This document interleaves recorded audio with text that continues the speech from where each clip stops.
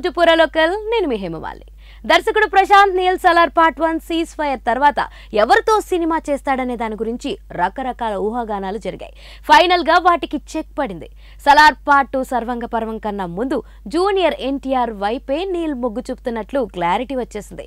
ఇవాళ తారక్ పుట్టినరోజు సందర్భంగా వదిలిన అనౌన్స్మెంట్ పోస్టర్ లో టైటిల్ చెప్పకపోయినా ఆగస్టు నుంచి షూటింగ్ ప్రారంభమవుతుందని స్పష్టంగా పేర్కొనడంతో ఇకపై దీని గురించి ఎక్కువ డౌట్ పెట్టుకోవడానికి లేదనే చెప్పాలి. అయితే ఇక్కడతో ట్విస్టులు అయిపోయాయని అనుకోవడానికి లేదు.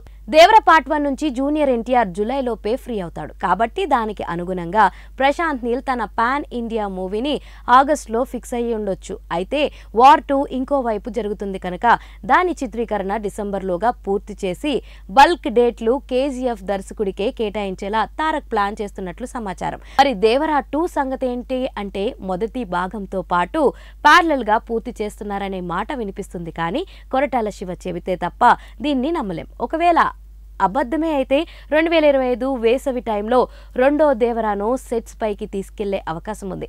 సలార్ 2 స్క్రిప్ట్ సిద్ధంగా ఉన్నా ఎందుకు పక్కన పెట్టారనే పాయింట్ కు వస్తే ఎన్ని వందల కోట్లు వసూలు చేసినా అది కేజీఎఫ్ రేంజ్ లో యూనిమస్ బ్లాక్ బస్టర్ అనిపించుకోలేదు అనే వాస్తవం.